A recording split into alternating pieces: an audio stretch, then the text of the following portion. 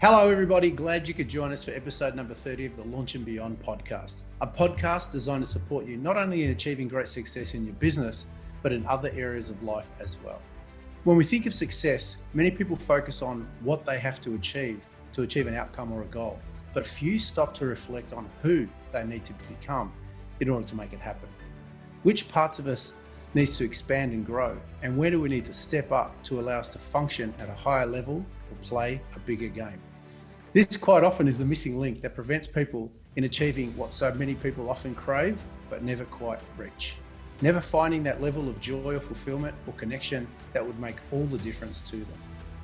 American professor of literature Joseph Campbell, who in 1940 coined the term the hero's journey, a classic story structure that is quite often used as the basis for all great storytelling in movies and literature, is known for this quote: "The cave you fear to enter holds the treasure you seek."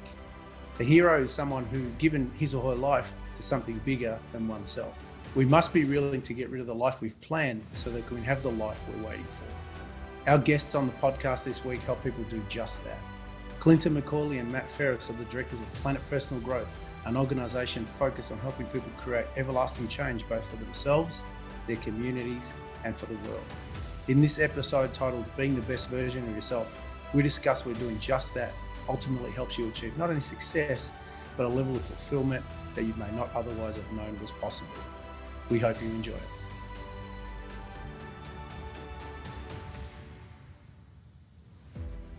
Good morning, everybody. I'm really excited about this episode. Adam, you would have heard me reference quite often the retreats, the personal growth work that I've been involved in attending and have been a part of. And Matt and Clinton are a really big part of that journey for me.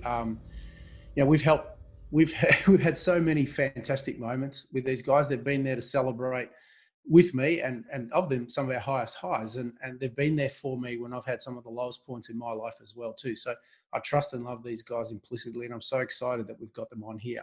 Before we introduce Matt and Clinton, I just want to check in to see how you're going this week. Adam, any ups or downs, any high points or anything you want to share before we get started? Yeah, well, the way you talk about Matt and Clinton's like a very deep and long-lasting bromance that you've got going on with them. So 100%, 100%.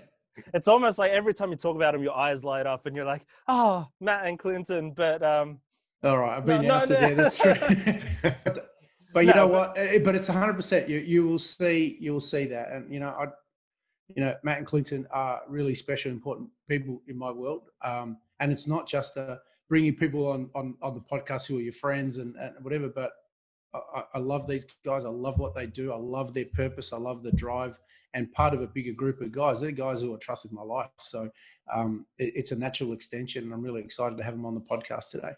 Yeah, well, you talk about them the way that I sort of similarly talk about you. You've taught me so much in my journey, and I respect you so much. And I'm fortunate that we get to do a weekly podcast together. So yeah. I understand where you're going when you reference these guys, because I know what big impacts mentors have in your life, or your peers, even like some of your closest colleagues and peers. Yeah. But yeah, leading on, this week's been pretty good, up and down. I've had a bit less orders at work. So taking time to actually go back and do some more personal and professional development, taking time to sit down, think about my next 12. And I know you say don't go to 24 months, but I'm sort of looking at a longer term goals structure just so that I know where I should get my smaller medium goals to go forward. So it's been an exciting time, even though I've been a little bit down because obviously not working and not sticking to that solid routine, but it gives me that freedom to sort of be, I guess, free and use my imagination and just be on my own sort of timetable and not go, well, I've only got 1 hour today to get in this routine and to be creative. I've sort of have that freedom to be creative all the time. Cool. How was your week, Jim? Week pretty much Groundhog Day for a lot of ways. A lot of it's wear and thin now, but I started running again this week. So I've been running around the lake, which is just up the road, Albert Park Lake, just around my house, and felt liberating and great to be able to run again. So my focus has continued to be the focus on the controllables, control what you can control, and that helps me handle what's going on. So that's really, in a nutshell, my week. Kind of like same thing as last week, but just a week further on. So that's the go in there. So how about we get started today? Because I'm really super excited to introduce these two guys. And a lot of what they do and the drive will come through and we're going on. But just for people who may not know, Matt and Clinton, I just want to introduce you both. Thank you so much for being on the podcast. It's a Saturday morning here in Melbourne, where most people would be sleeping. We're recording a podcast. I want to thank you for making yourself available first and foremost. Matt, Clinton, could you just let some of our podcast listeners who are throughout the world, actually, from many quarters of the world who may not know you, how about you just introduce yourselves and let them know a little bit about your path, your journey as well. Clinton. Thanks, Matt. Thanks, Jim. Thanks, Adam. I was looking in the video, going, "Oh, okay, who's going first?" Jim, it's thank you. It's so great to be on. And so my journey, I'm a chiropractor as well. So Jim and I have, and we went to the same college. So Jim and I had an association way back in uni years. Don't want to add that because it's close to 30 years ago. And then we've journeyed together coaching and Jim has actually been my business and life coach for the last, I think it's about 7 or 8 years now. But like he said, on top of that, we've developed a great friendship, but the friendship has really continued to grow and blossom because we're on the same path of personal development and business development. So it's just been a real honor to have you as a massive impact and influence in my life. And I'll get on to the, how Matt and I got to Planet Personal Growth together because Jim, you were instrumental in that one. Yeah. But that's, my journey is I'd always wanted to help people from a really, really young age. I wanted to, dad encouraged me to, look into physiotherapy. And, when I was 13, I had a really bad back injury that ended up leading me to a chiropractor. And then that was the thing that really helped me. And I just wanted to be a chiropractor. I really wanted to help people. They'd helped me tremendously. And so through that journey, I learned a lot about life and philosophy, but it was really when I then got into chiropractic college that I started to, open my eyes to personal development. The first book that I read that really got me was Think and Grow Rich by Napoleon Hill. And that was the whole... at the moment. You're reading that at the moment? Yeah. That's great. That's good. Phenomenal. Yeah. And so that book and another book, The Alchemist by Paulo Coelho, was two of the most impactful books that I've ever, and I've read them multiple times. So, chiropractic opened me up to, personal development because the philosophy of chiropractic and the philosophy of life was just so hand in hand. And that's led me on a worldwide passion of, personal development. I've traveled around the world, done, lots of journeying overseas at seminars and retreats. And it got to a stage where I knew my purpose was so much bigger than helping others, as in assisting other people, that it was time to jump in and go, I've got 25 years of experience here. It's time to jump in and share my gift with the world. And that's where the timing perfectly timed when, and I'll just say this, I'm talking to Jim about going, I really want to launch something, At the same time, Matt's saying something like that. And Jim rings me and goes, you got to talk to Matt. And it's like, right. Okay. And it was one of those matchmaking type moments where, where you could see that, it was just, like I actually was privileged to be in a scenario where I was having these two converging conversations and I'm going, hang on a minute, where else have I heard this? And I'm like, hey, you guys need to get on board and discuss and share your vision. So Jim, it was more of an order, not well, it was lovingly directed with intensity, right? To go, listen, you guys need to chat. So Clint, that was awesome. We'll come back to a little bit of a genesis, but I'd really love to introduce Matt to everybody as well, and people to get to know Matt as well. So how about you, Matt? What's a little bit of the backstory you'd love to share with our listeners? Thanks, Jim, and thanks for your very humbling words in the introduction. That was much appreciated. And Adam, thanks for having us on. Really appreciate it. Anytime. My story is a little bit different to Clinton's. I'm a tradie. I've been a tradie for 20 years, and I'm a business owner, and I'm in my 40s. I'm a husband, and I'm a father to two children, two kids that are under 10 years old.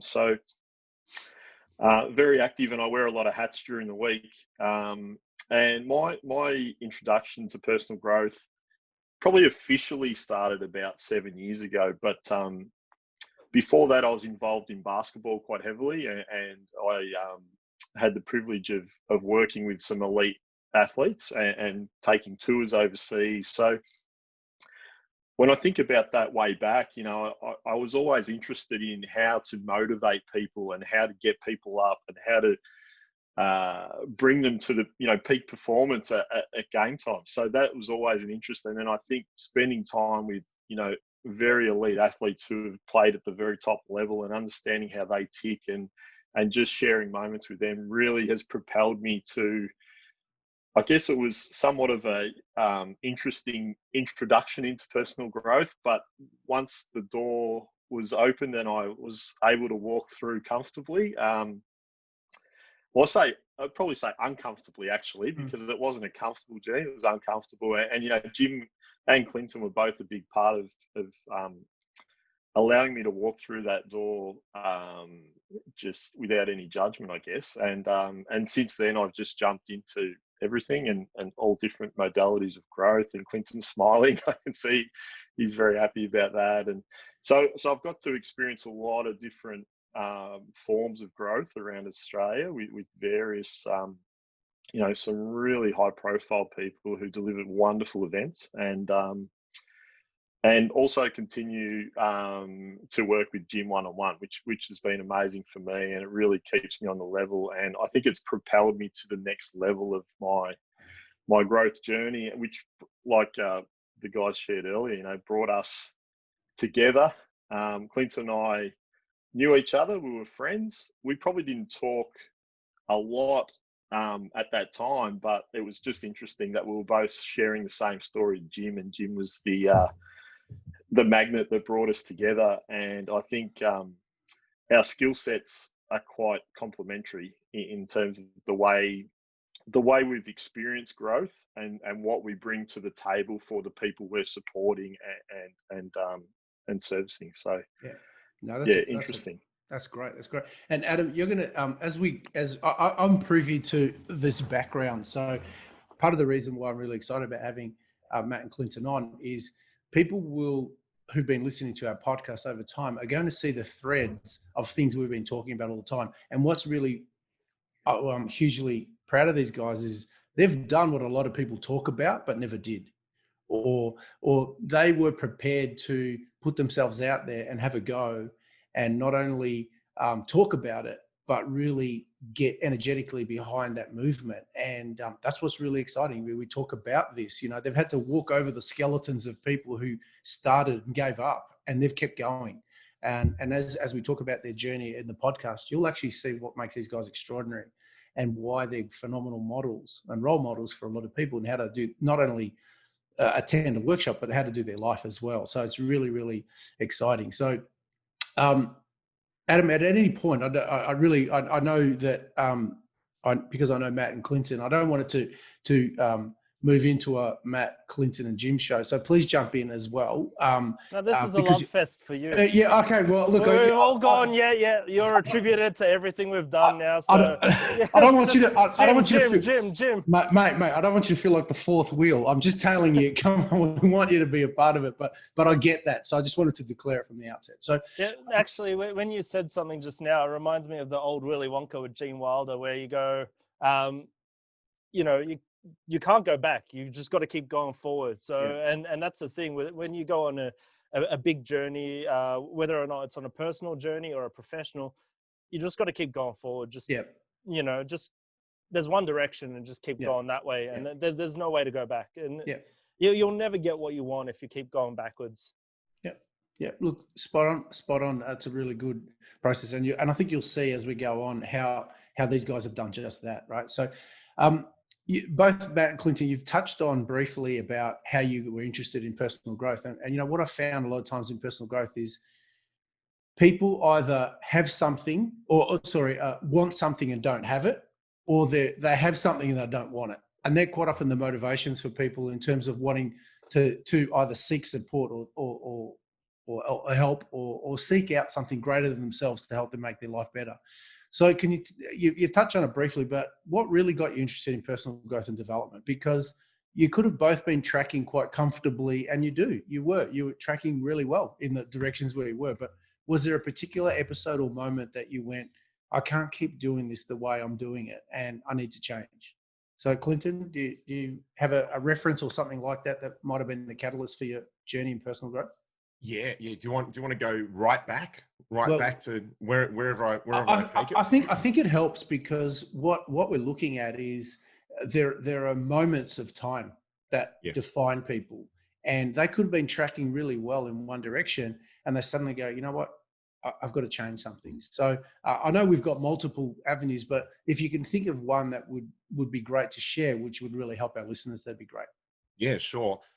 It's really interesting. The whole journey of me saying about wanting to serve and help people came from self-esteem issues as a little kid, and I mean like from a very young kid, and so the helping also was serving me because I was that pleaser. I was the pleaser, always wanted to please people. Because I didn't have that self-esteem, and that just came from interpretations of my life as a really young kid.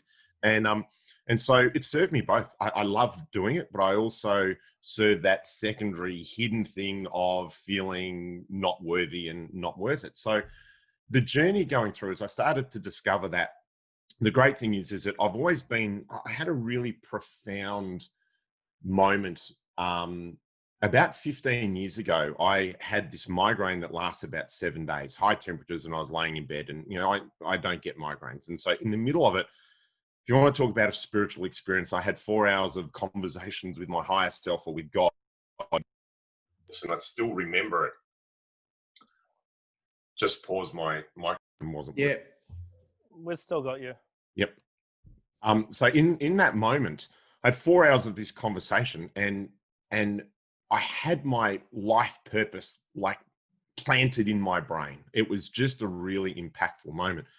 And I had this vision as well. And it was a vision that was, the picture of me was really huge, like a giant. And the thing was, and why I'm sharing this, is that I walked around the world. I had no stress. It was all just about delivering my essence. And the big impact, so it was a really big impact. That changed my chiropractic life. That changed what I wanted to do. But more importantly, that was when the seed was planted that what I want to do and what I want to fulfill in this life is helping not just chiropractors and chiropractic, was going out to the world. So that was 15 years ago.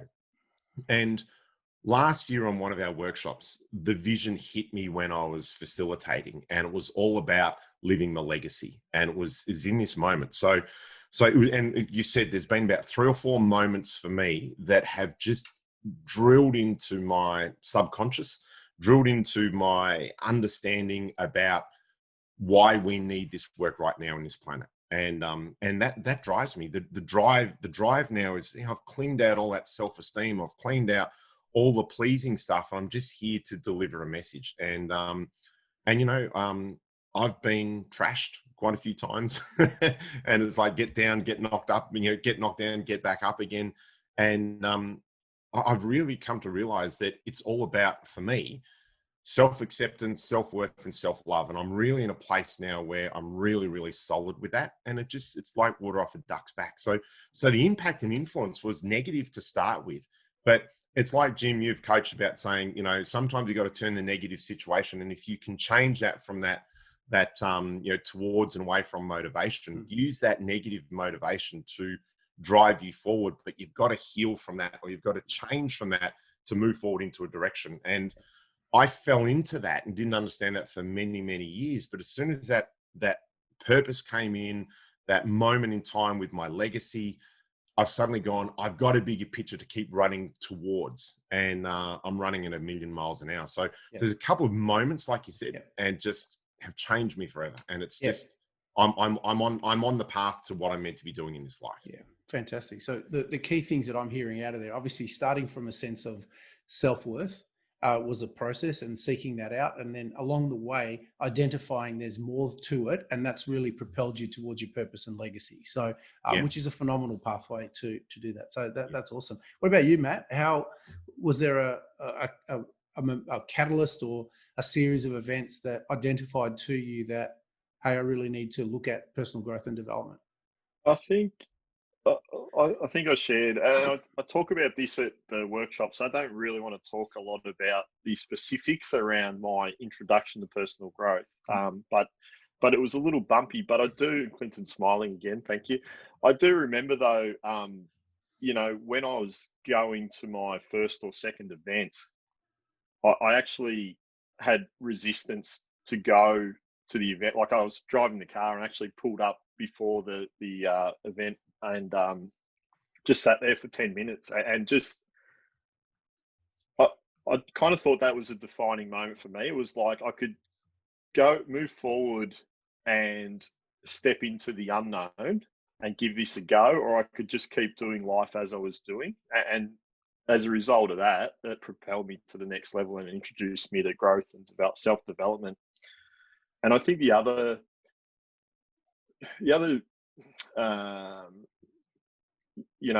momentous time for me was at a seminar where it took me back to a childhood memory, and I pulled the teapot down on myself when I was really young, and poured the boiling hot water over myself, and my mum scooped me up and put me in the bath, and I've got a little burn on my arm, but that's all. I've got a little scar that probably no one's ever seen, but from that moment on, my mum was really protective of me, and didn't like me to,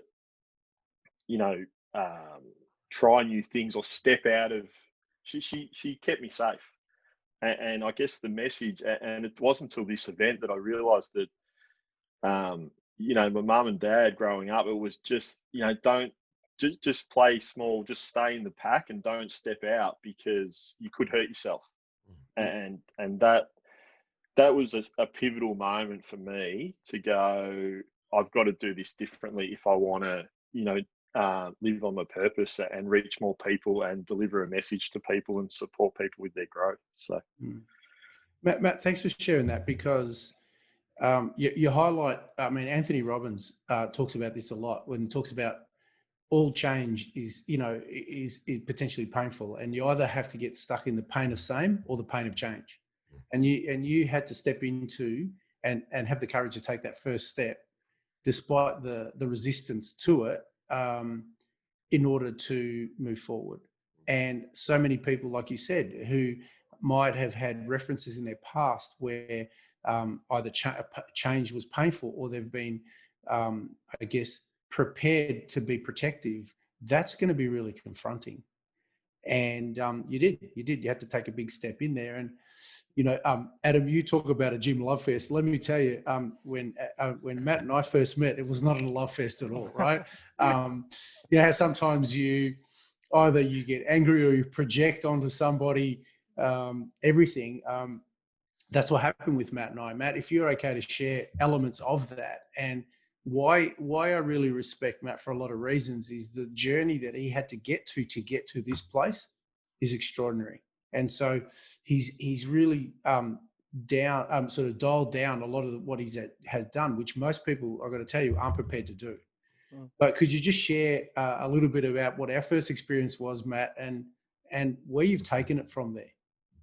I'll share without sort of sharing too much, but I guess I had some resistance at this event I was at, and Jim was kind of one of the first people to approach me one-to-one, because I decided to pack it up and leave, and I knew my wife's a chiropractor, and she knew Jim, and I didn't know Jim personally, but I knew my wife knew Jim, so I hadn't actually met him at the time, and I kind of, Jim was very supportive, offered some words of wisdom with another gentleman, and I just kind of flipped him the bird pretty much and just said, nah.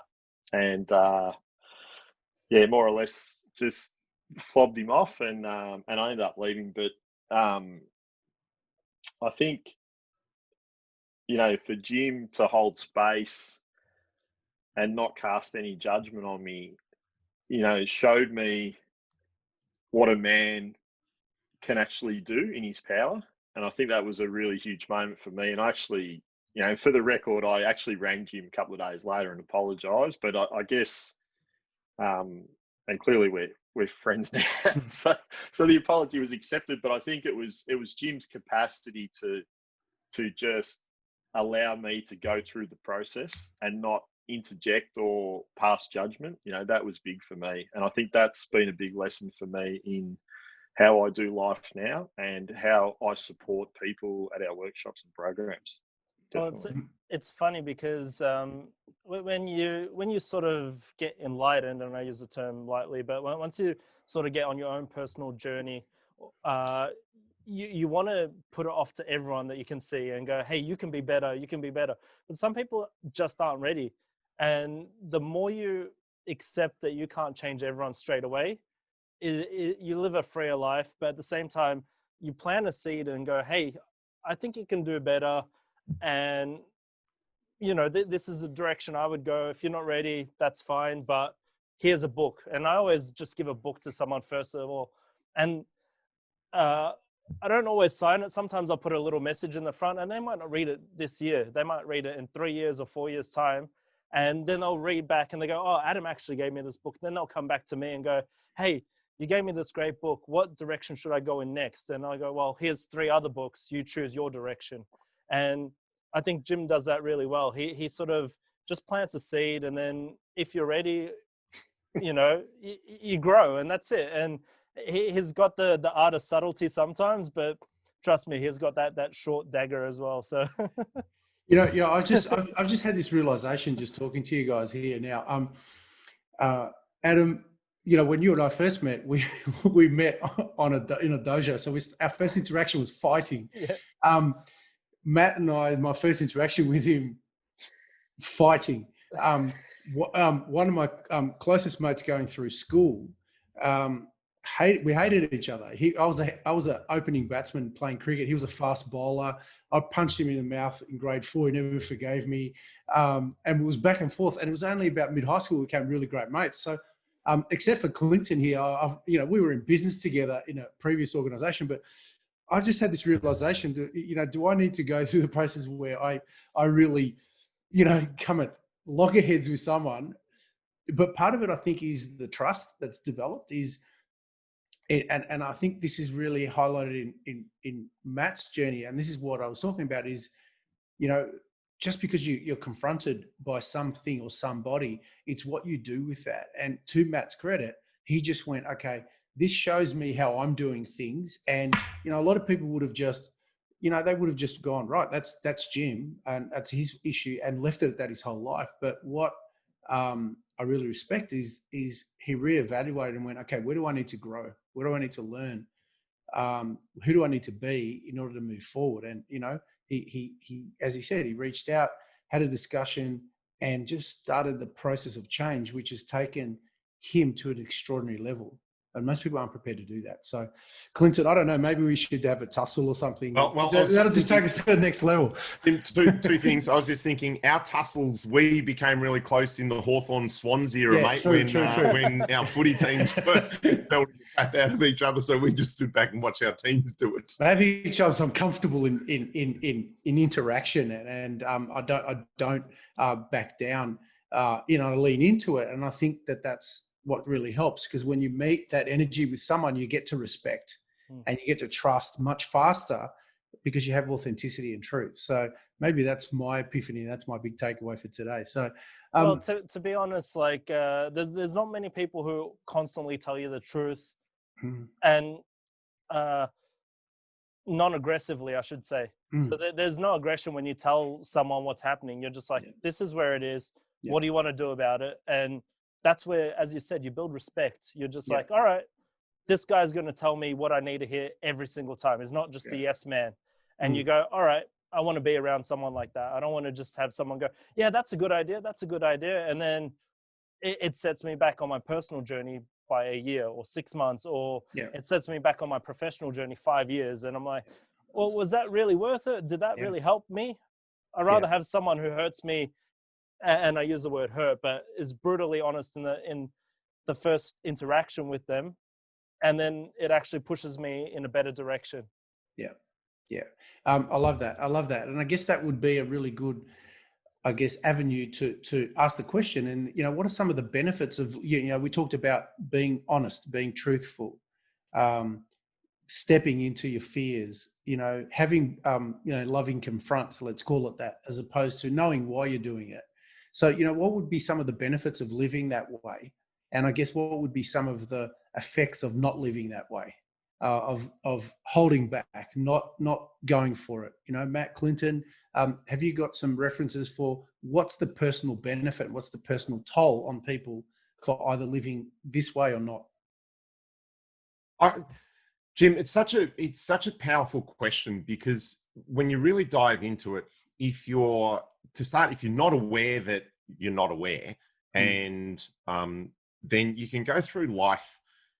And for me, there was plenty of times where we talk about archetypes, and I'm the magician archetype. So instead of pulling the sword out, I'd pull out my magic wand and just blow the dust over me and just kid myself over and over. And as you start to grow and learn, you start realizing that sometimes there's things, when I say integrity stuff, it's just like, the 4 agreements, and, one of them is being integral with your word. And I use that as a reference to go, there's so many things I'm kidding myself. Like I said, self-esteem, I go, yeah, I'm really self-confident, all this sort of stuff. And underneath there's this thing just eating me away, going, I don't feel worthy. And, I feel, and Jim, you and I have talked about this, where I go, I don't feel like I have depth, right? That was one of the big things that was really used to eat me away. And so, and you've always said to me, Clint, turn in and lean into it, lean into those uncomfortable situations or conversations.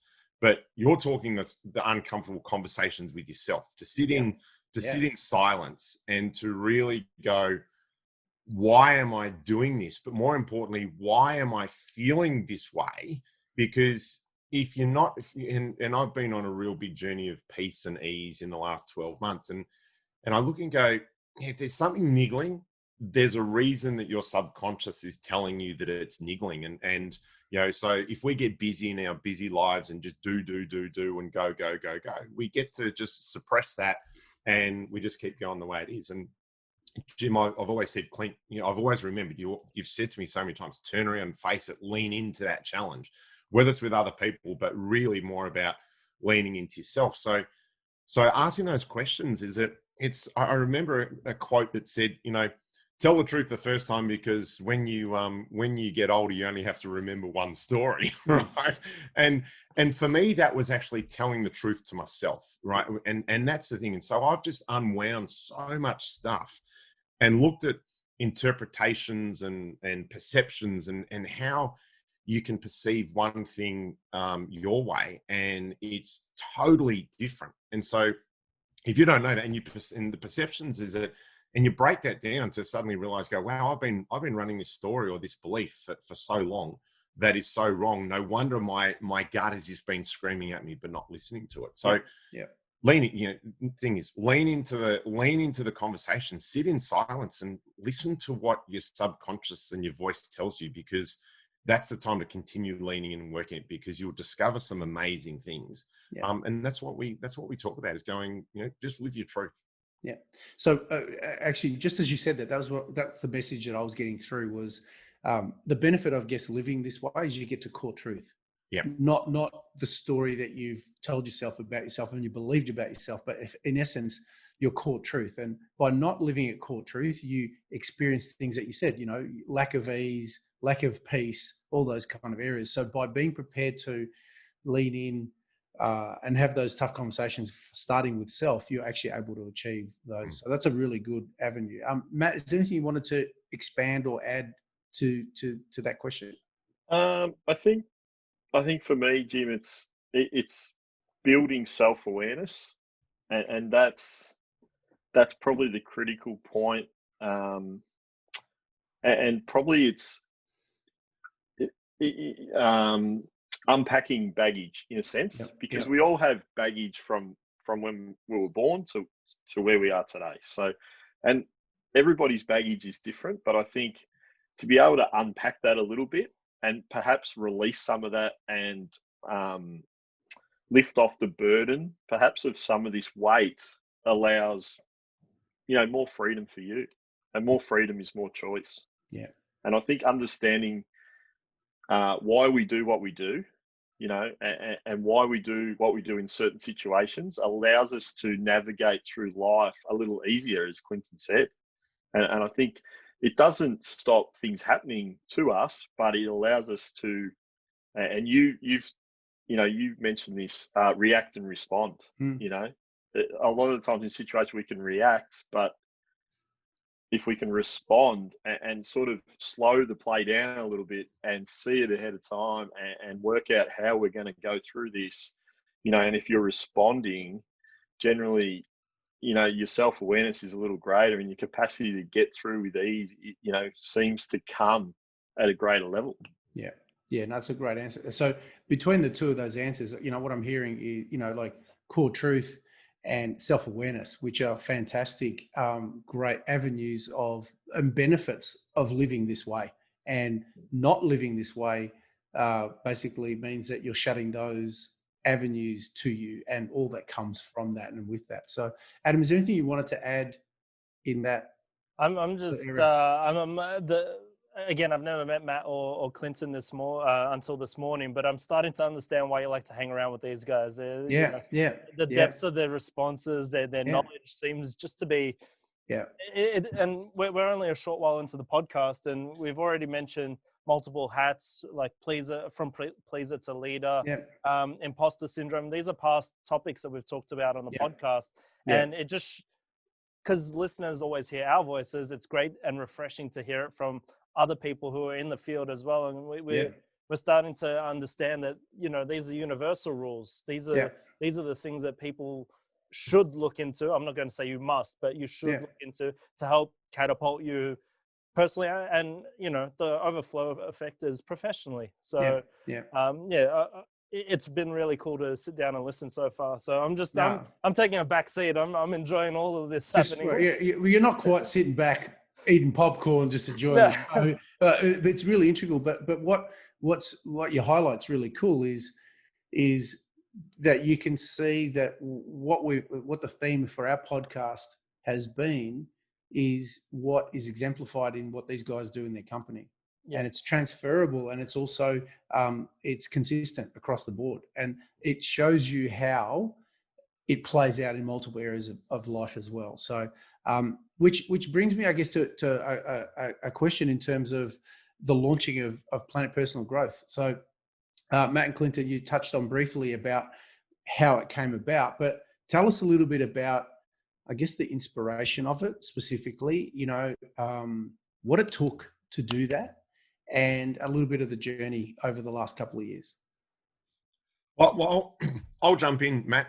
And this is just from my interpretation. And Jim, we had the conversations about the whole thing about my purpose. Going, I'm ready to step up and play a much bigger game, and I knew that I was ready for it. And the real driving factor behind Planet Personal Growth for me was that out in the community, men are really struggling. And we know that, we can see that with all the situations and scenarios going around, death rate and suicide rates gone through the roof. But it's not just that, it's the mass amounts of stress and the impact that has on family and relationships and community. And so we'd set this up way before, the current scenario of COVID's going on.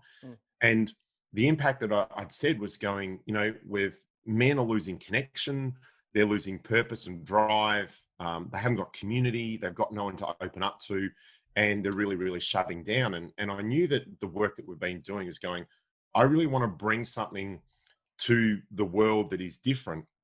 And there was a really big lack of like experiential retreats where we get in and we don't sit down and write.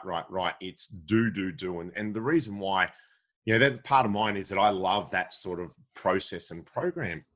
But I also know that doing games and processes over and over, really, really kicks into the subconscious and changes a lot of core functioning, and you get to then embed that into the nervous system a lot better. So I knew that there's a massive gap, and so for me it was like, I want to bring this to the world I know that I've journeyed so much, and we've got so many games and processes we can add and modify and bring together and do that. So, when Matt and I started talking, we spent a year planning, like, we and hundreds of thousands of hours before we even launched our first event. We really, spent a lot of time doing it, but it was all discussions. And firstly, it was real couple of months. How are we going to do this? How are we going to make sure that what we bring to the world is going to be phenomenal? How can we have checking systems to make sure that the only collateral damage that may happen is a sprained ankle or something that we're not planning for, so that we can bring something to the world that is just ethical, integral, honesty, and creates massive change for people who come and participate. And and very quickly, and this is interesting, very quickly we went from going, we want to do men's workshops, to going, hang on, how can we awaken the world, if that's what we're doing, if we don't have women doing the same workshop? So then that became and that was a massive topic of discussion. So we now have the men's and women's event. And the really beautiful thing is that the men facilitate men with Men Crew, and we have women facilitators. Matt's wife, Bianca, is the primary women's facilitator with Kath Farrant and Fee Galloway as the other two primary facilitators. But the great thing is that we're running the same program. So we're bringing men and women out afterwards that have got a great baseline that is helping to facilitate change in the world. And it was a really big discussion about how we do it and all that sort of stuff. And obviously there's little things that are different, and the women put their gift wrapping on their workshop. The men put our gift wrapping on our workshop. We come together and then we talk about that afterwards, and it's phenomenal. So that's the whole journey for me, is going, we want to change the world. We know that right now the world really needs something impactful that's going to change, and that's what we're bringing. Great. So before I want Matt's sort of expansion of this as well, but just by way of backstory, for people who don't know, Clinton and I, we were in business together for quite a few years, 5 years. We owned the largest basically coaching organization for health professional teams in the Southern Hemisphere. So it was a group of us, and it was about 4 years ago. So leading up to you going into Planet Personal Growth and Bettina and I going into Lux, we got to a point in our organization where we realized that we couldn't all fulfill the needs of everybody, and we all had passion projects that we really wanted to follow through. And this specifically was for you. This is what you had a real burn for, and within our previous structure and model, it just didn't work. What Bettina and I were looking for in terms of the executive consulting and entrepreneurs didn't fit our model. So as a group, we basically dissolved the partnership, and this is the direction that you went into. And because a lot of times people ask me, how is it? So this is, I guess, the backstory that we've probably never really shared in there. And it was amicable. We all basically got to core truth, like you talked about, Adam, and just realized that it just wasn't fulfilling all our values doing it the way we were. So we needed to individuate and go into separate ways. And what's been great is that Clinton's been able to follow his truth, what his passion project is, and you can see that just in talking to him. So that was the backstory there. What about you, Matt? What could you expand on with regard to your inspiration, motivation in launching Planet Personal Growth? I think, Jim, just to add a little to what Clinton said, is we wanted to create an event, and it started with one event, and we have some other events which we'll probably talk about later, but we wanted to create a real a pattern interruption of a weekend. So, to really stop you in your tracks and make you think about changing directions. And whatever that, that might be in relationship. It might be to take your business to the next level. It might be the way you parent your children, but really create a roadblock and show you that there's other ways of doing life, I guess. And we wanted the change to be everlasting and at a deep subconscious level. And as Clinton mentioned, with chiropractic, you have a neurology background. My wife has a big neurology background. So we know the science behind it. And I think when Clint and I got together, we said, what are the outcomes we want to get at the weekend? And then we work backwards from there with games and activities as to how we could reach the outcomes we wanted to get. Now, everybody's journey is different when they attend, and no two are the same. So, we don't cater. We cater in general, but in a lot of ways, it's an individual journey, and everybody has their own journey, and what they take out of the weekend is what they take out of it. So, I think the other thing we wanted to create was a community of like-minded men and women that can get together, that can support one another, and continue the journey forward. And I think that's been evident with, we've got the Awaken community on Facebook. We've got quite a few hundred members, and we've got other Facebook groups of graduates who have done our programs and continue to connect, and our crew ones as well, where we have people support the events on the weekend. So I think that element of community is really big for people to, just because we have people from all over Australia join us. So, and some are really isolated geographically too. So to have that, men and women that they can reach out to at any time, I think is essential, to all of us in moving forward in our journey. And go on, Em. And Jim mentioned earlier how, you've both sort of stepped out and gone out of your comfort zone to start up Planet Personal Growth. Sorry, I've messed it up before and I'm doubting myself now, but Planet Personal Growth. But what pushback did you get in your initial launch, or do you still continue to get pushback, or is it's never dead, is it? I can just see Clinton nodding and shaking. Can you outline some of the biggest, biggest pushbacks that you've had or continue to have? How long have we got? You know what? I don't know. We can always extend.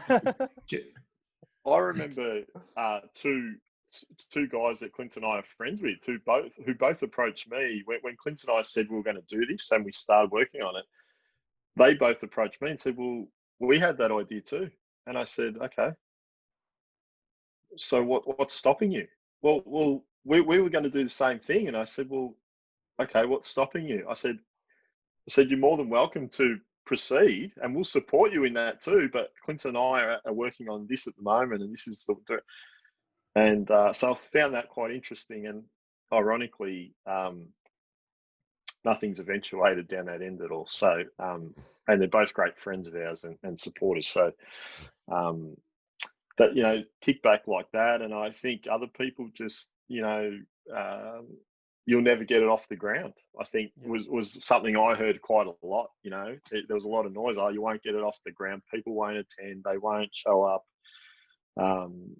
You'll never create the transformation you want. I think there was always people in the background, and still is, and I think this space is can be a little fickle as well, Adam. I think people don't like the unknown and will push back, and it'd be easier just to cast a bit of judgment on it rather than sort of look into it. So I think from my experience, there's always, we've had some pushback. Clinton, have you got any other?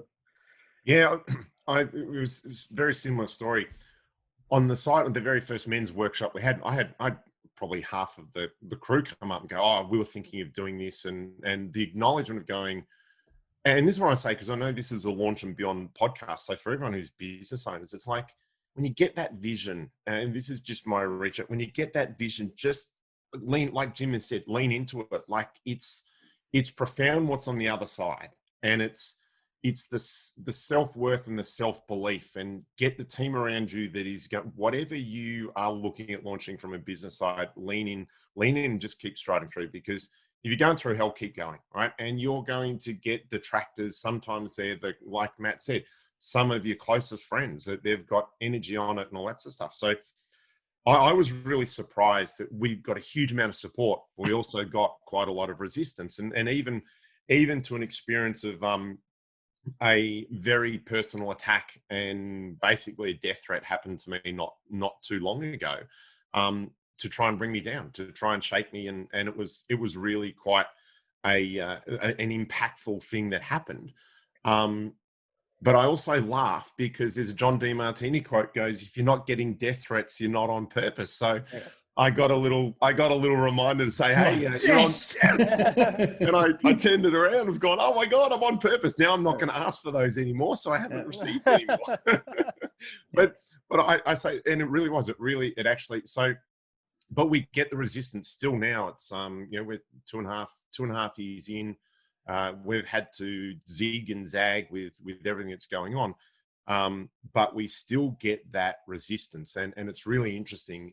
I know that as we grow bigger, we're going to get more. We're going to get more, and we know we're going to get more. And that's why, part of the whole journey, and this is for people, really get solid with yourself, because when you know and believe in your product and you know it's going to work, you've got the exceptional ability to create change in whatever environment or whatever discipline or job that you're in. Really hold that vision, because you're going to get like, Jim's got this in his background, he's got a lighthouse that says keep standing tall, and it's this massive wave crashing against it. And I was just told recently, I said, Clint, get really grounded, because the waves are coming, and they're going to come really hard. And I'm going, I'm not from an arrogant side, I'm ready for it. I'm ready to actually take that. It's because I've got Matt as a support network behind. I've got a great business coach, and we've got a team behind us as part of that rock solid foundation. So you get the team behind you and really just keep holding the vision. So I say that because it's coming, and we've just got to go, okay, that's great. We're going to get the resistance, but we've also at exactly the same time got tons of people that are giving us the support. So I'm choosing to go, yep, we're on purpose, but we've got this support as well. So, and it's been multiple people. So we have had hit backs again and again, but just keep striding through.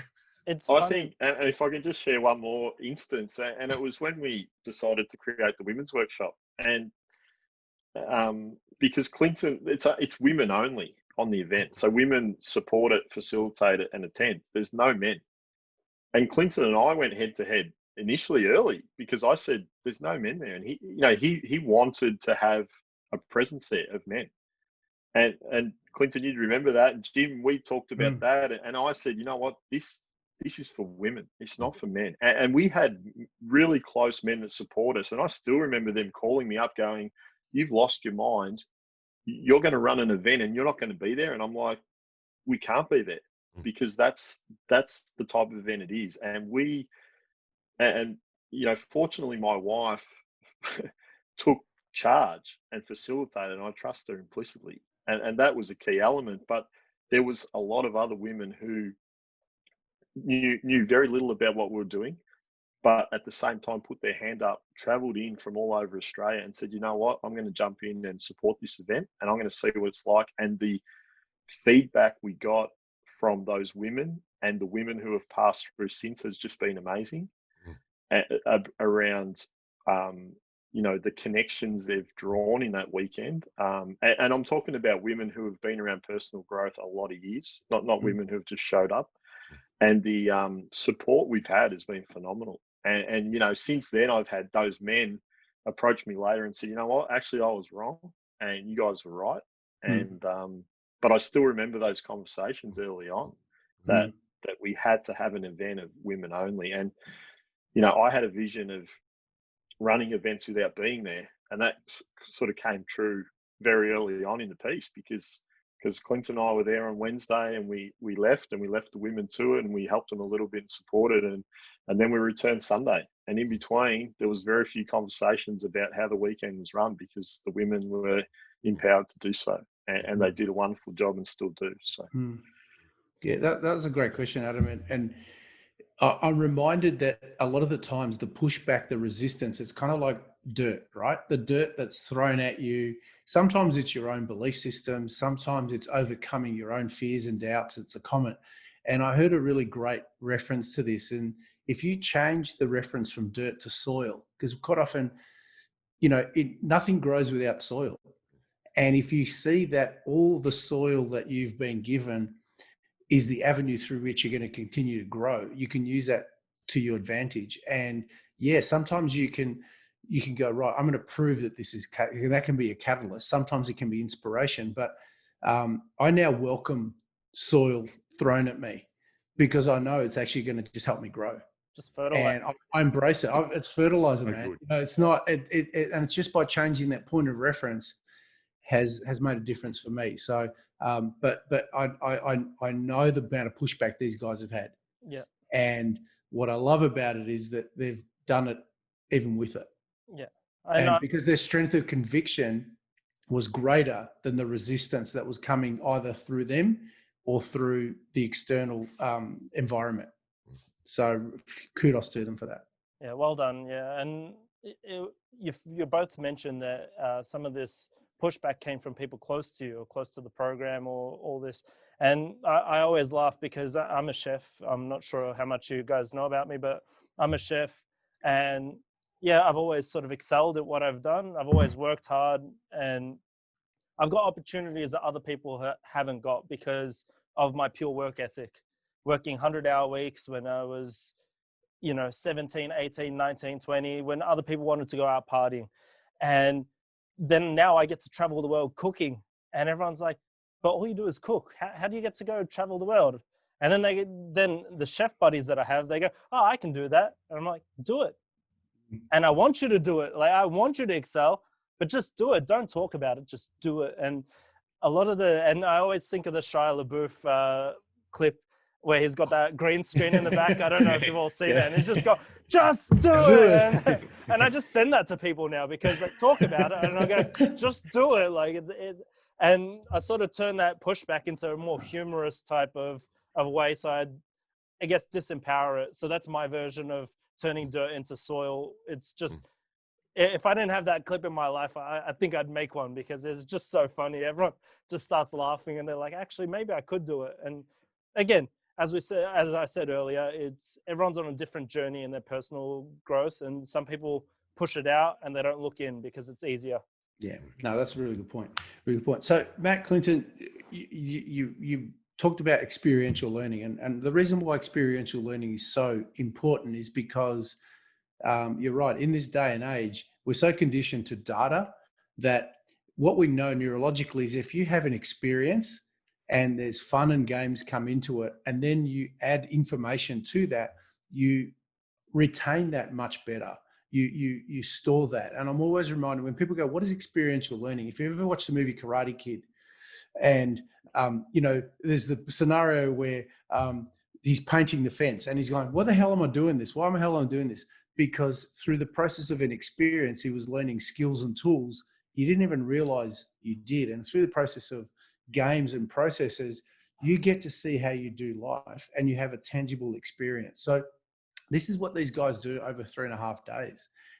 Experiences that show you how to do life, how to get breakthroughs, get realizations, epiphanies, understandings that you wouldn't have been aware of. And as I said, they do that for men and women individually so that then they can understand how men do things and women do things. So I'm really curious about the workshops. What's the real focus of the workshops, and who are the kind of, I guess, what are the most likely reasons people seek out that? Look, what sort of support are they looking for, and what kind of change are they hoping for in their lives? Matt, do you want to? I think,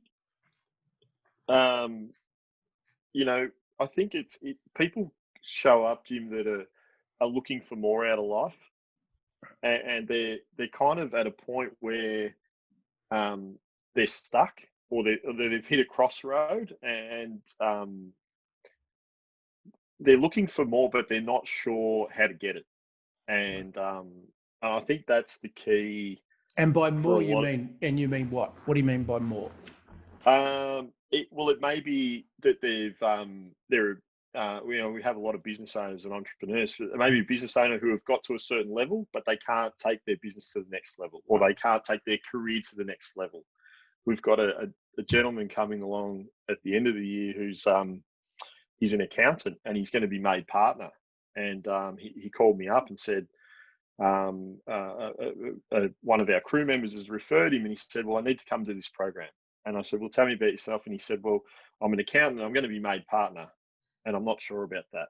And I said, well, if you're going to be made partner, that involves a next level version of yourself. So you can't keep doing life the same way. You have to change something to get to that next level. And he said, yep. He goes, I don't know what you guys do, but I'm all in. And he paid his fee, and we'll see him in November. But that in a nutshell, that's what happens. People looking for more. It might be for more in their relationship. But generally they're just at a point where they can't, they've sort of hit a point in the forest and can't see through the trees to get to the other side. And I guess we are that, if I could, I have a landscape background, we are the chainsaw that sort of cuts down the trees a little bit and gives you a bit of vision, and where you go from there is, your choice. But Clinton, have you got? Yeah, well, look, it's a really varied audience. But Jim, what you said about the experiential stuff, and because you've been there, we don't go, right, this next game or process is all about taking your business to the next level, right?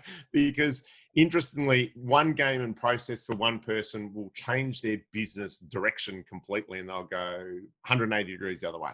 And then the next person will do exactly the same thing, go, oh my God, I realize that I'm not connecting with my 4 daughters, right? Yep. And then they go, I'm going home, I'm going to go play with the dolls and eat mud pies and all this sort of stuff. And that's what actually happened with one of the guys. And he's in a company that he manages, like, I think it's about 100 million or 150 million dollars of business. And he's playing this game. Someone goes business direction. He goes, oh my God, I've got to go home and play mud cakes with the daughters, right? So the experience of that is, and as Matt said, it's about more. But what in that expansion is what we find is that they come to know that there is something holding him back. It's like that foot on the brake while it's on the accelerator as well in all areas of life. So we get people go, I'm losing connection with my wife. I haven't had connection, or I don't know how to play with my kids because I was never taught myself. So the journeying that we do is also going, we dive into what has made them who they are right then. And we look at, the good things. So even just say, I said, oh, my dad was terrible. You go, okay, let's put all the good things about your dad to the side and just go, how did that impact you and how is that impacting your life right now? And there's an analogy that I like to use. I go, let's just say that we're a water tank. And what we do is we pull out the plug first and let the water drain, but then we jump in and we spray that water tank so it's beautiful and pristine and absolutely galvanized iron again. And then that's where a lot of places stop, right? They go, right, we've cleaned you out. Okay, see you later. But then what we do is go, right, we're going to help you fill it up with what you choose to fill it up with. Hopefully it's not toxic waste and dirt, but it's soil, Jim.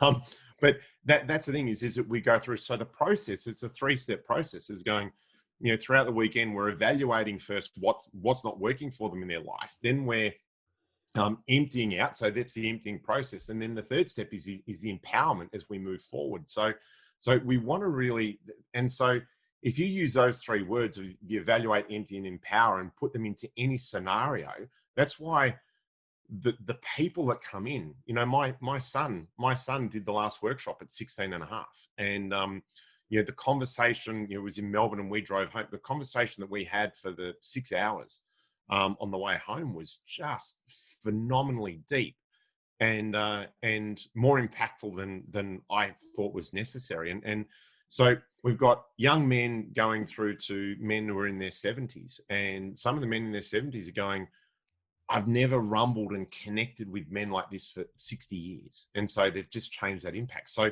it's when we say it's hard, because people come in with a different story. And we want to change that backstory to give them the best chance to have the best quality of life possible, whether it's, as I said, in business, launching a business, to personal relationships, to wealth creation, to health. So it's varied, but I love using that water tank analogy to go, we're in there, can clean it out. Now we're going to give you the chance to fill it up with what you want to fill it up with. We're going to help you, and then we're going to set you free in the world with lots of arrows in your quiver and a full tank of what they want. Sorry, go on. Oh, yeah. I was going to refer to my favorite platform. I was watching TikTok the other day, and And they had a doctor on there. I didn't see his name properly because I don't always quote the names, but they were talking about how in the first 7 years of a child's life or a person's life, you're based in a theta mind state. And that's where you go for adventures. You pull down teapots because you don't know it's bad. You do stuff. And because you're out playing games and all this, I feel that you develop better. Is that one of the strategies that you took and go, hey, let's sort of bring everyone, and I've never done your courses or your workshops, so I don't know how they run exactly, but do you sort of bring it down to that more fun element to sort of loosen everyone up and sort of open up that theta mindset? And again, I don't have that neural background either, so I'm just going off what TikTok taught me.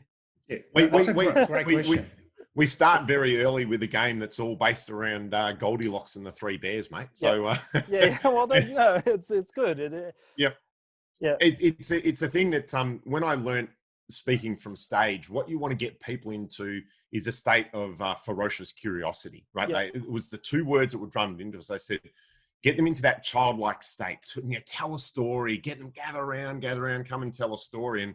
And the reason why they said that was exactly what you asked for, is going in that 7-year-old state and that ferocious curiosity, your nervous system is open, and it's open and ready to receive. And as Jim said before, the experiences or the experiential stuff is that you're actually grounding that into your neurology. So you're not only just putting it in into your head, you're actually going through into your heart and soul as well at the same time. And then when you get those three connected, then that's where the experience becomes really profound and becomes ingrained in your neurology. So we want to get that ferocious curiosity.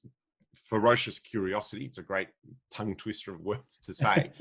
And we go through that process, but we build it in through, the whole weekend, and this is why it took a long time, the whole weekend is designed as a step-by-step process to keep building and building and building and building. So, sometimes people will stand there dumbfounded going, what was that game all about? And 2 days later, they go, oh my God. And they just have this aha moment going, now I know why you told the Goldilocks and the Three Bears story. Right. Okay. Got it. So it's all about that change. It's step by step to do that. Because sometimes people go, we can't fathom that because they're not at that level. But as all the pieces of the jigsaw fall into place, they see the big picture, and that's when that clunk happens. Awesome. Yeah, Matt, were you going to say something? Because I wanted to add something there. Well, what I want to add is we don't talk a lot about the specifics of the event, and there's a reason we do that, because the common question we get, and our crew and people at sports get, is, so what goes on at the workshop? And I'm one of those people who I like to know what's going on and when. And in this instance, we don't give a lot away. And the reason for that is it's sort of the analogy for life, and life just shows up day to day. I could walk out on the street tomorrow and get hit by a car, and my life could pivot in an instant. So life shows up, and this is how we deliver the workshop. So as Clinton said, when we're going to do a game or an activity, we don't pronounce the outcomes of the activity. We just present the game or the activity, and we usually we debrief that after the event. But like life, it shows up, and we want to demonstrate to each individual how they perhaps react or respond in certain situations in life, and that's the reason that we do that. And it is for a lot of people, that's quite challenging in itself. People, and they'll arrive and they'll be there the first couple of hours, and Jim and Clinton attest to this, that we'd be sitting there and there's people sort of flipping you the bird with their eyes and just going, what are you guys doing, or what are you ladies doing? What's going on here? But that's all. And Matt, you know all about that, don't you, mate? I do know about that. Can I just add something? Really, I got to jump in. Jim, the second time you came back, so let's go back in history for the listeners. The second time you came back, Jim comes up to me, goes, "Hey, Clint, can you go and talk to Matt? I don't think he likes me." Sure, Jim. That's not true. I honestly, I was never running any energy on Jim after that point. But sorry to interrupt. No, that's okay. But we do have a lot of fun. We have so much fun, And it's a balance of having fun and supporting each other when we need to, and celebrating when someone has a massive win or an aha moment. We celebrate. And our crew, and we might talk about this a little bit later, but our crew have a great capacity to have fun, but know when we're in a moment when we're supporting and we're listening and we're just holding space, and that's the time to just sit and be still. So a lot of fun though. We do have a lot of fun. Yeah, guys, you both talked about a couple of things I really wanted to highlight, and that is the whole purpose, and that's what I was going to mention, Matt, was the real beauty of the way you run the programs is the unknown. Now, just from the outset, it's not a cult. It's not something and that's the rational part of us going, okay, I don't know something, so I'm out, right? But it highlights to you how you do life, which is really fascinating. So, met with any uncertainty, some people get anxious. Some people project anger. Some people are terrified. Some people are excited. Like it snows, and some people go bitch and complain about it. And then other people go, man, it's snow time. So how you approach an experience determines a lot about you. And here's the great thing, like you've both outlined, is you'll have an experience that you don't know anything about that's going to test you. It's going to reveal your blind spots, going to reveal your conditioning. And what you take out of that is going to be applicable to multiple areas of your world. Like you just said, the business person who's really successful has got 100 stores and is kicking the lights out, realizes, man, I'm missing connection with my family.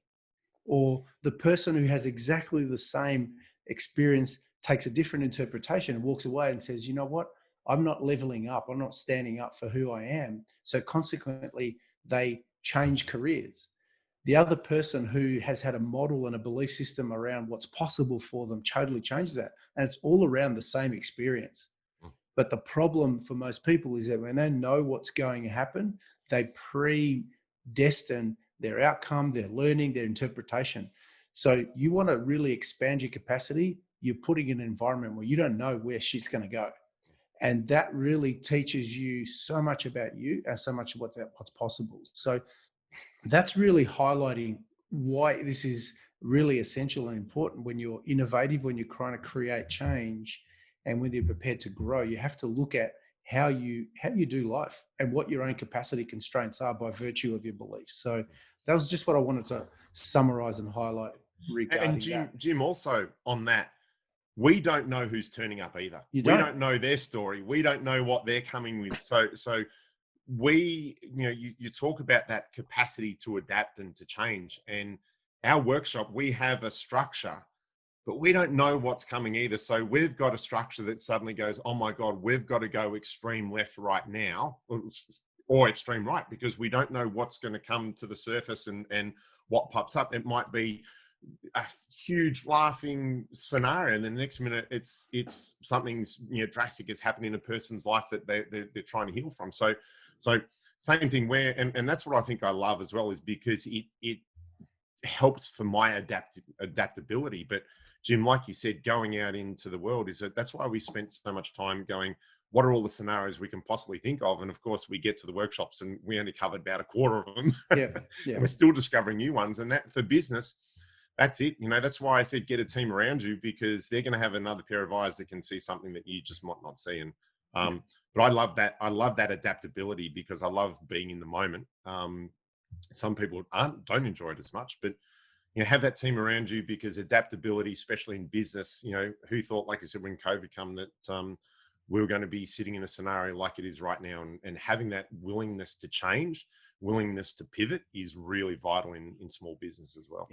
Yeah, 100%. And just on that, actually, even the organization of PPG has not been immune from that as well. So you run events throughout the country. You run events for men and women. You have team of participants who sign up. You have people flying in from all over the country to be a part of this, to be on crew.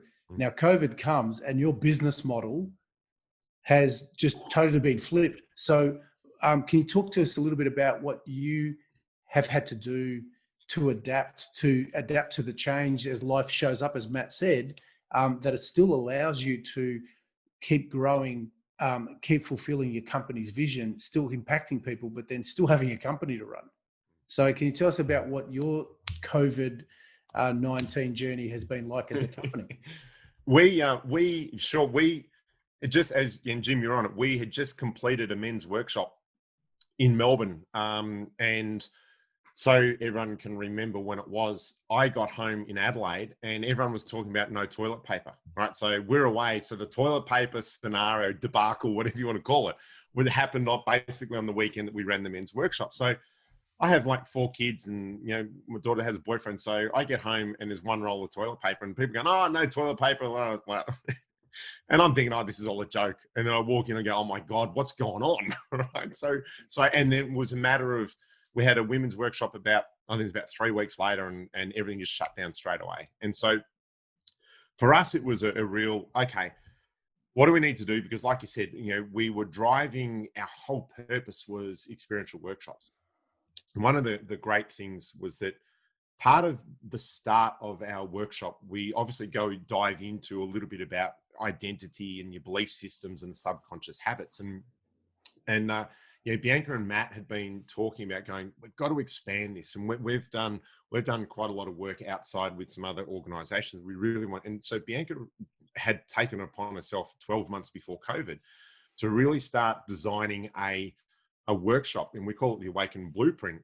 So not an online workshop, the Awaken Blueprint. And we had already run, it was already 2, Matt, I think it was two 12-week programs already. Yeah.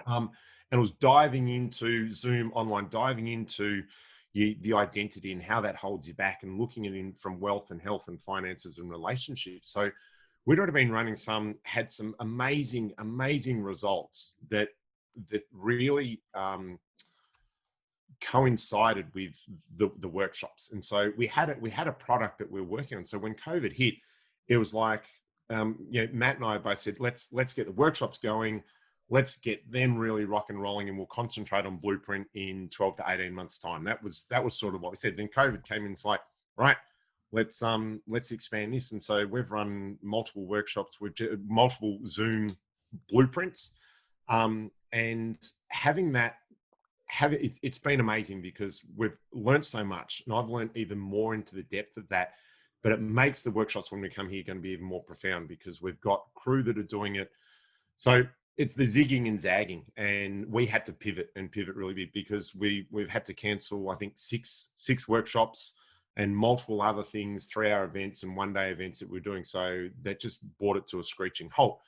But in that also, we set this up as a community. So we've run Monday night Zoom calls for everyone to just jump on and just connect. We've had crew Friday night calls where we're on the phone for 5 or 6 hours, just creating that community connection purpose with everyone within our Planet Personal Growth community, men and women, to jump on and stay connected. And it's been phenomenal. So, but that was our drive. You know, our purpose was going, we want to create a community, we want to create connection.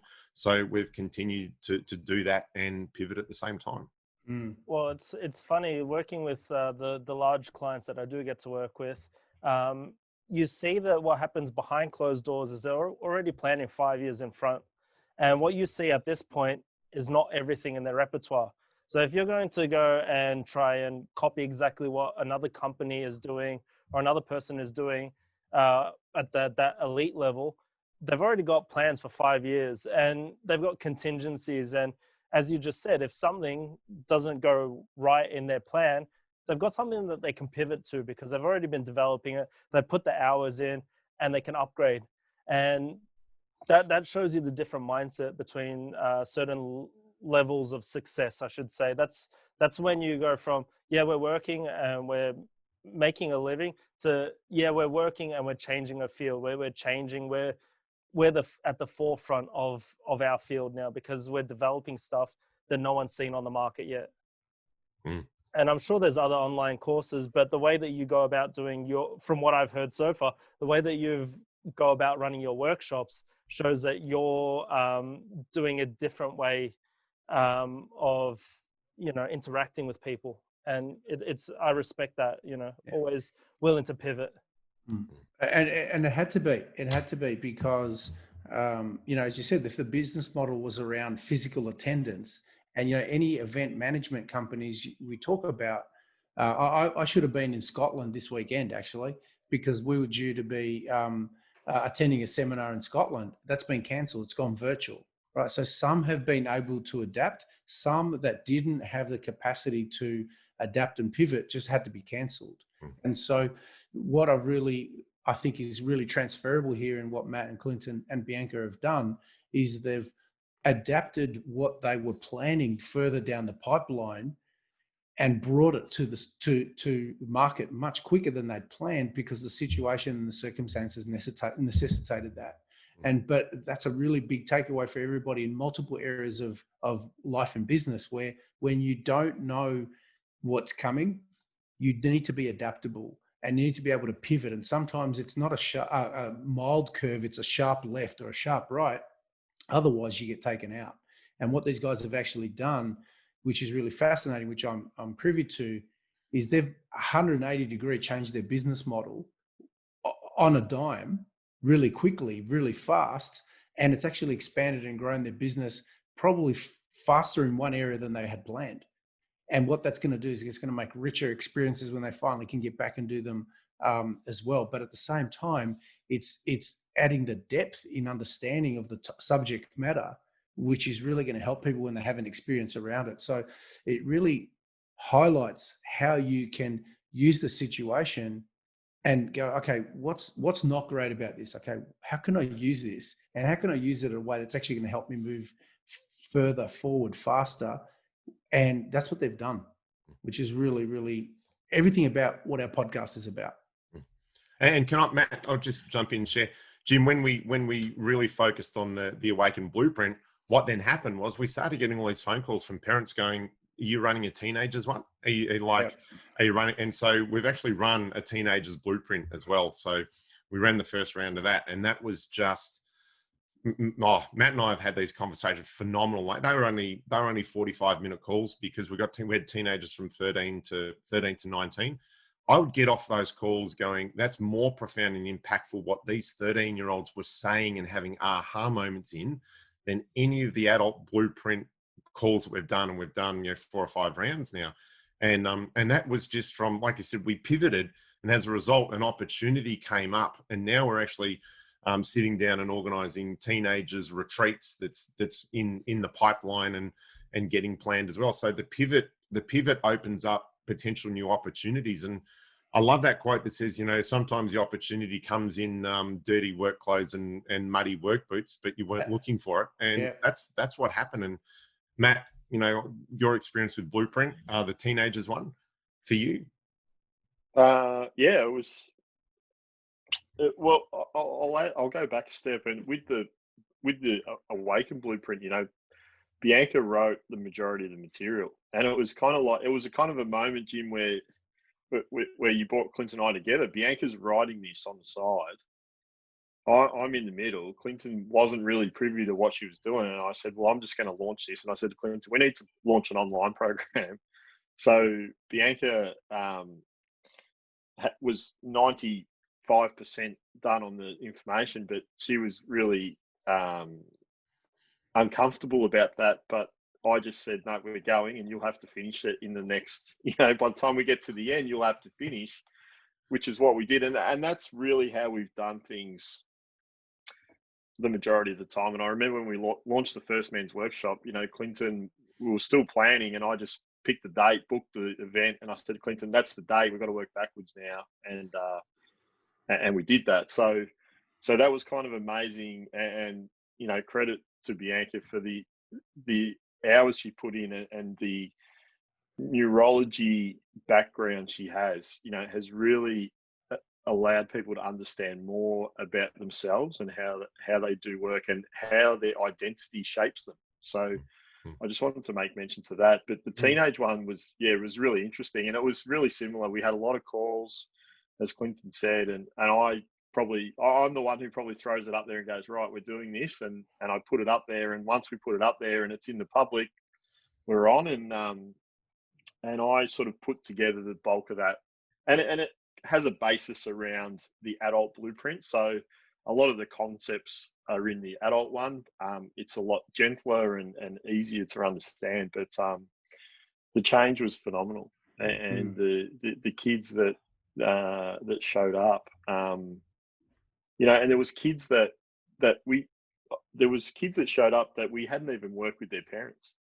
So they had no reference point of what we do. And I remember these two kids, there was a brother and sister, and Clinton and I didn't even know the lady. I just knew her through a mutual friend on Facebook, and she'd signed up her children. And, you know, to hear these kids and their changes in 6 weeks was fantastic. So being able to pivot's, you know, key, particularly in this time. And I think we've got some events planned at the end of the year in Queensland, but even, you know, right now we don't 100% know that they're going to go ahead. You know, we're anticipating they are, but you know, there might be some logistical challenges with myself being in Melbourne, getting to Queensland at this point. And but you know, that's something we're going to navigate around, and we're prepared for that. And you know, I might be doing my part from a Zoom.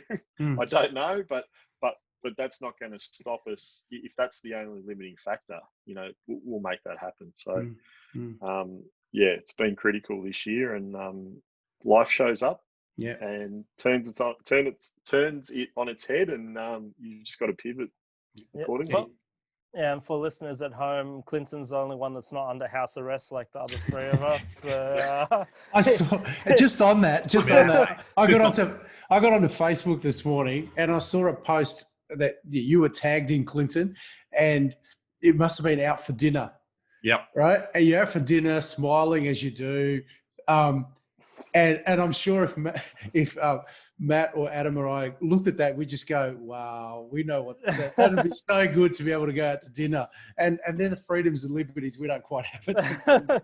We got 1 hour of yard time a day, and that's about it. So. Hey, don't mention the social distancing that happened as well. Yeah, exactly right. Listen, there's a couple of quick, I guess, questions I want to ask, and then we probably need to wind that down because we could be going on all day as well. And as much as I'd like to, we want to create some structure.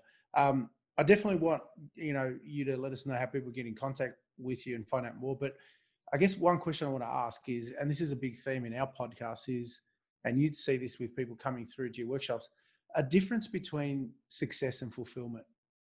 Because so many people are successful by conventional measures, but they're not fulfilled. Can you talk a little bit about that and why a lot of what you do helps people find that fulfillment they may otherwise not have?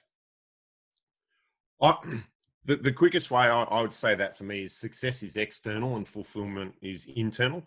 If you just wanted to go really nutshell for me, and I look at that going, you know, success you can measure. I've got this much money, or I've got this car, I've got this, I've got that, I've got this, I've got the happy family.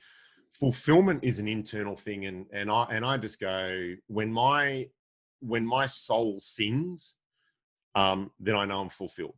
And I share that was one of those moments in time, Jim, that I said that I was facilitating, and I had this moment where I knew I was living my legacy.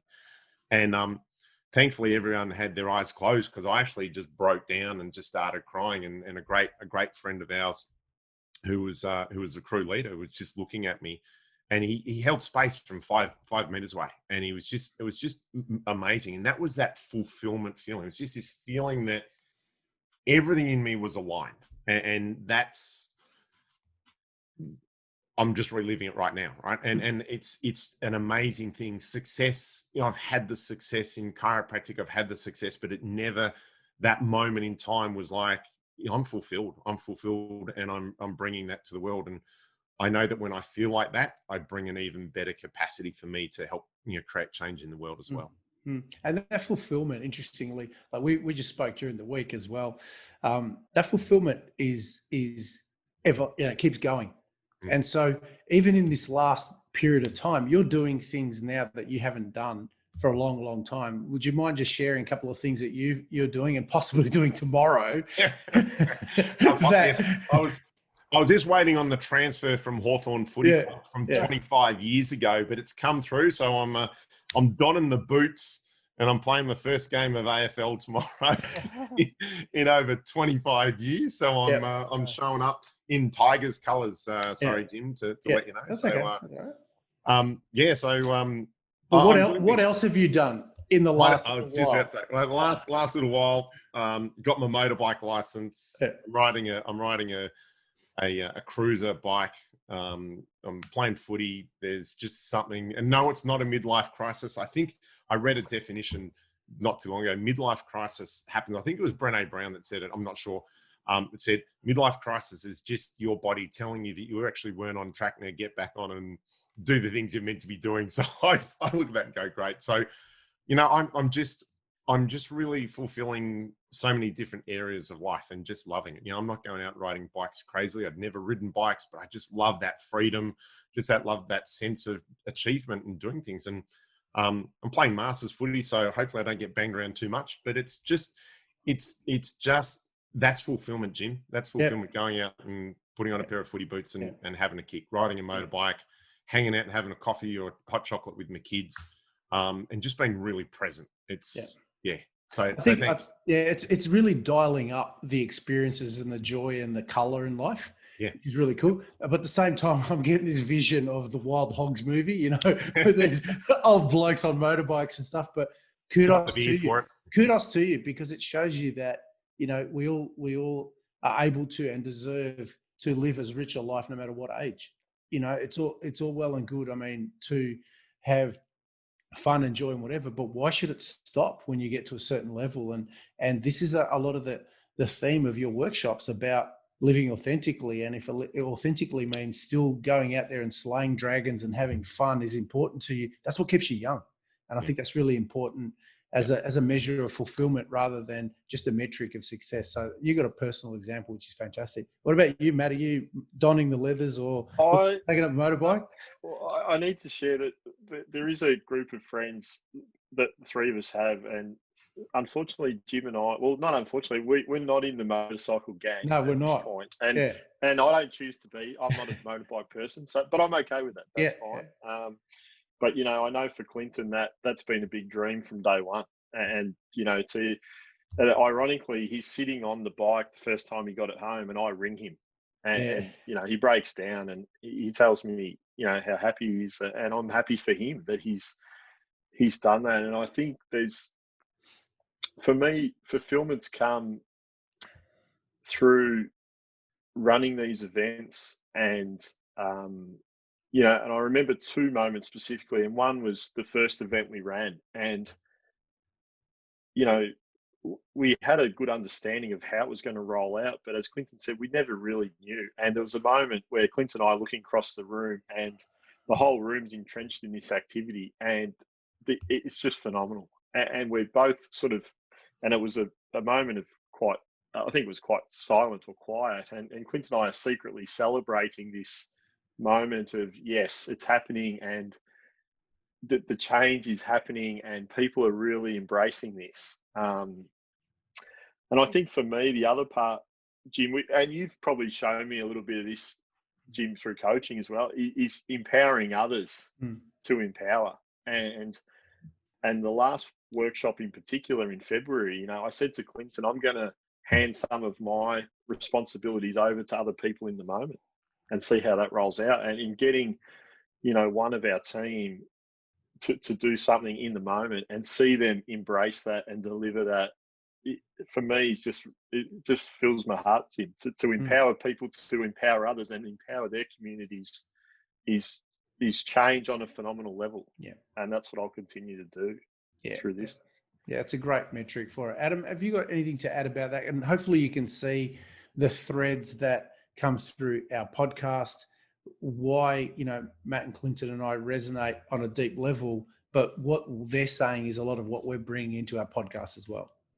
Yeah, what I'm hearing a lot of is about legacy and realigning your core values. And I think once you've realigned your core values and you understand where your direction is, you start feeding those. And once those have been fed, you're full or fulfilled. And it just becomes an easy metric, I guess, is just deal with, you've got to know who you are firstly, obviously. But once you start feeding yourself internally, as Clinton said, it's all internal fulfillment.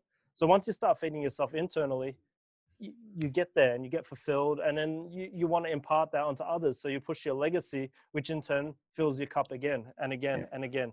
And, some people say success is, the financial, but for me, success is just being content and being happy. And I know that they're very similar on my descriptions that I've just said, but success for me is now not financial anymore. I'm just successful if I'm happy and I'm enjoying my life. And then fulfilled is, feeding my soul, pushing my legacy out there, and my fulfillment happens now the more I can fulfill other people.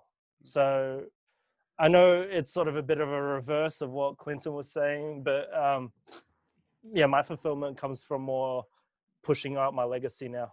Yeah. No, I can see the commonality, actually. I can see you're basically saying, in terms of my interpretation, the same thing, but just from a different inflection point. Yep. So really cool. We definitely want to have some takeaways before we head off and finish up. Any final thoughts? But Matt, Clinton, if people would like to know more about Planet Personal Growth and you guys specifically, how could they do that? How could they find out more about your programs, your products, and just connect with you? We're on Facebook, Jim. Primarily, Facebook's a great way to do that. We have a group called the Awaken Community. So it's just an open group where Clinton does some great lives and interviews and shares once a week. And we get a lot of community interaction there. So people will just post a win, a challenge, something that's happening for them, a quote. And that's a great way to connect and just see a little bit about our community. Some of these people haven't done our events, some have, but it's a great starting point. If you want to see a little bit about what we do and the people within the group, that's a great way. Facebook has our events. Instagram, we're on Instagram, Planet Personal Growth. And our website's planetpersonalgrowth.com, which has our events and a description of our events and coaching and other forms of growth that we partake in, and a bit about us and the people who work in our space. So they're the three forms primarily. Yeah. You haven't done personally, Clinton McCauley and Matt Ferris on Facebook. Yeah. And you haven't dived down the TikTok path yet. I'm trying to convince Jim to do some dancing on TikTok with me, but he doesn't want to kick on the Launch and Beyond Dance Fest. Is that Clinton? Is that a surprise? Jim, we know you are the best dancer of all. You love it. You love dressing up, going to dress up parties, all that sort of stuff. It's right down your alley. Yeah, I've been curious, Adam, though, of TikTok for a few weeks, and I brought it up with Clinton and someone, a guy that we're working our marketing support, and I'm just really curious. So I've been on, and I actually get on regularly because I think I said to Clinton, and actually our marketing support said at the time, he said, be very careful. He said, I deleted the app. And I said, why? He goes, because I just kept swiping. And I said, okay. And it does have that capacity for sure, but there is some great potential on there. I agree with you, Adam. And I'm trying to navigate through that and work out how we can bring Planet Personal Growth to TikTok, and I'm sure we will soon, as long as there's no government shutdown, which I believe is not happening yet. But yes, TikTok. Wow. Well, Instagram released their version of TikTok in the past week or so, and it was very funny that there was all these rumors about America banning TikTok in the same week Instagram was releasing their version of TikTok. It's called Reels, but I think you can get more authentic viewers, it's a more even playing field because it's more randomized, so people can just stumble across your stuff. Whereas on Instagram or Facebook, you've sort of got to follow the people or know about them before you get on.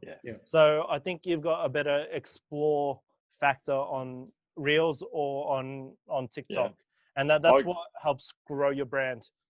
Yeah, I agree. I've learned some amazing things seeing some posts on TikTok, around using my phone and computer and little things that I didn't even know that I went, wow, does that actually work? And I'd pause the TikTok, check it. It actually does work. That's fantastic. So, amazing learning. So we're just kind of working through that now to see how we can, and maybe Clinton might start dancing and maybe Jim will dance. I don't know, but we'll navigate through. Maybe we could do a 4-way dance on a Zoom call sometime. That's cool. That's cool. Funny. So as I'm just laughing and going, nah. That's why I'm laughing. So as we start winding down, I just wanted to share why this has been a really important podcast for me, particularly having Matt and Clinton on, because Jim Love Fest. Love Fest. But it's as much to highlight for a lot of people, like what Matt Clinton do, and by extension, I've done as well, is we're older than you are, Adam, no question. And there are a lot of people who are looking to how we do, and he's laughing because it's true. Well, you're visualizing the Wild Hogs movie with three old boys on a motorbike, but a lot of the times what happens for and Matt and Clinton would have seen this in the workshops, a lot of younger guys, in their 20s and 30s, still look at people in their late 40s, 50s and going, is that what I'm growing into? Is that what's possible for me? And I guess I've been transparent and showing people, how being vulnerable has really been helpful for me. And I openly communicate how much I care and love these guys, because it shows people an avenue of what masculinity can look like without the toxicity of it, And so a lot of what you talk about, Matt talked about self-awareness. Clinton talked about core values and truth. I talk about authenticity and trust. They're models that I feel we need.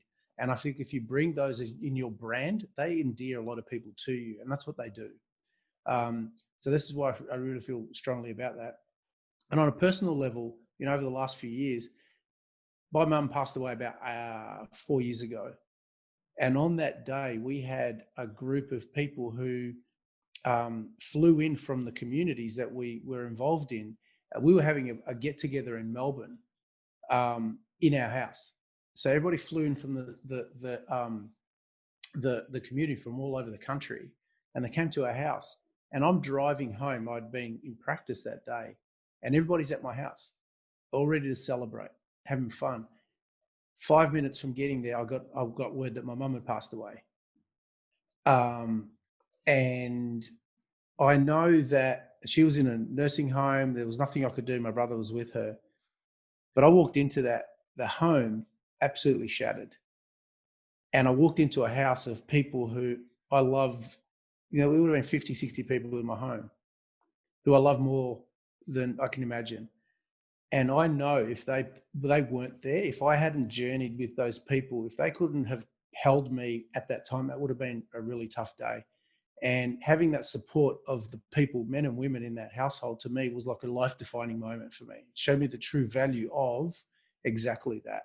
And so I've got a tribe that's really strong. You talk about a love fest. It is. I love these guys, and by extension, a lot of the community that they've helped build, because I love and trust them dearly. And that's how deep that is. And this is the avenue of bonds these guys help people create, both men and women, to show them what's possible, show them what real fulfillment's all about. And so I get really emotional about that, because it means a lot to me.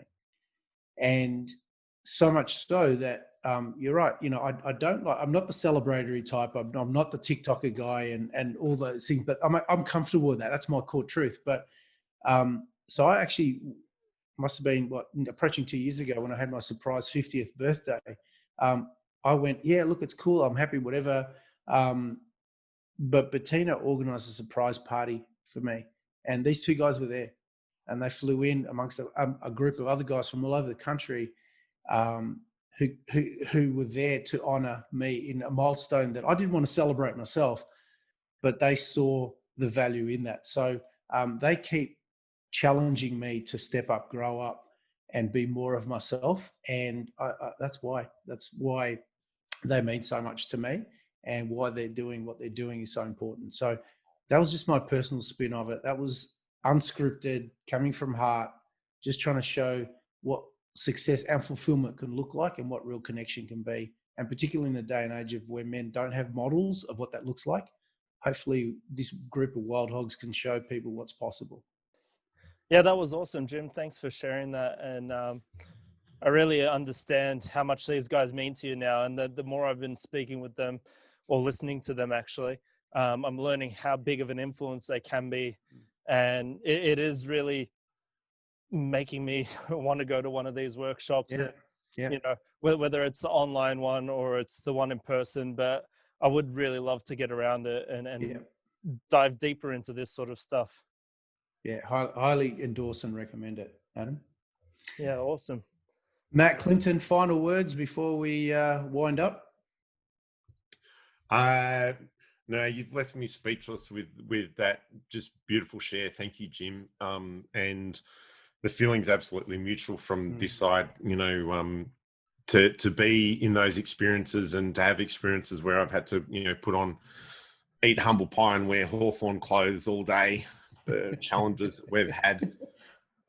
We've had some great journeys, but we have, and you really, really said it well, that what we want to create is change, and to have someone like you who's been our crew leader, Adam. I think you know that, you know, Jim's come and helped us out a few times, but have the quality of men. And Adam, I've listened. I think I'm up to about podcast 16 or 17. So just getting to know you really well through these podcasts, the quality of people around me, men and women, it just makes life phenomenal. So, you know, for everyone out there listening, you get the good quality people, those ones that are going to cheer you on, you know, not the ones that are the detractors, the ones that are going to stand there and they're going to put out their pom-poms and go Clint, or go Adam, and find that group of people, men and women, because how they help to support you to live your best life is phenomenal. So, and we can help you, you know, from that side, we can help you really discover that in yourself and really bring that out. And that's the biggest fulfillment I get, is watching these people transform to see their brilliance.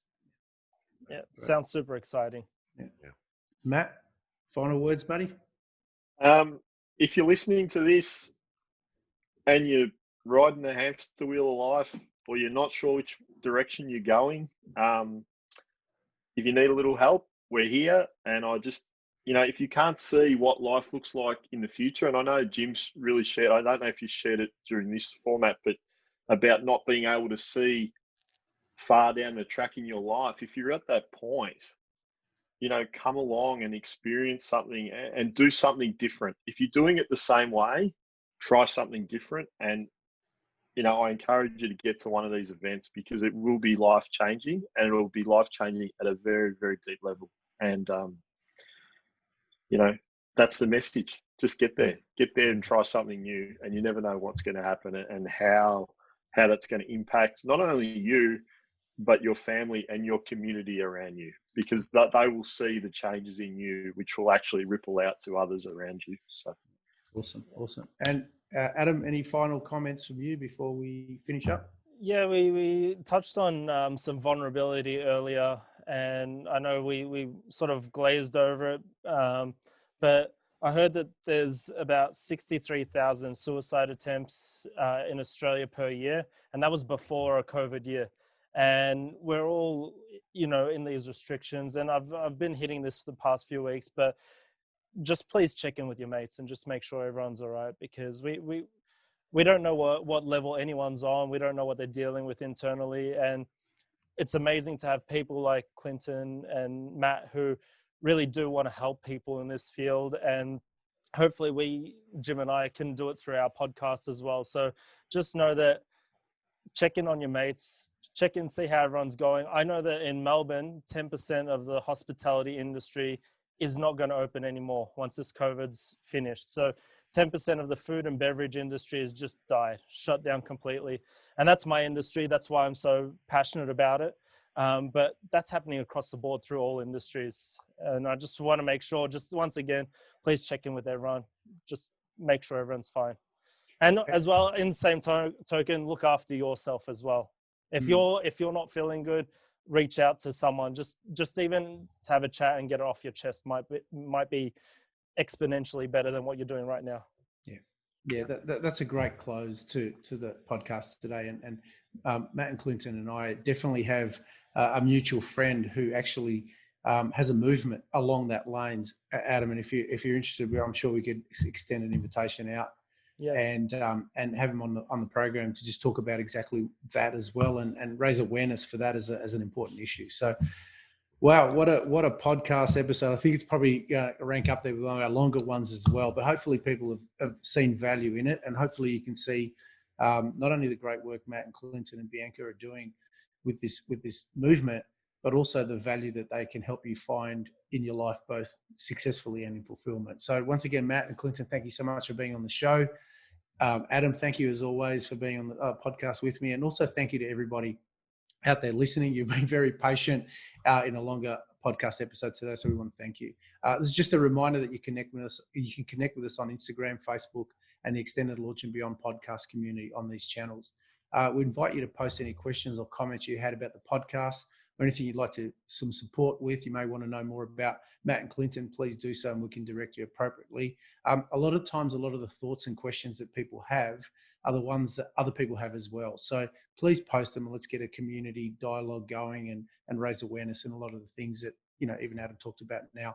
This dialogue will have a massive ripple effect, and a lot of times much greater than you even would have envisaged in the first place. If you're enjoying the podcast and finding value in it, we'd really be grateful if you could go over to iTunes and leave us a review. That's currency within podcast land, and this will allow us to reach a larger audience and help more people. So thank you for being with us today. Have a great day, and look forward to being with you next time. Bye for now. Thanks, Matt. Thanks, Clinton. See you guys. Thank you.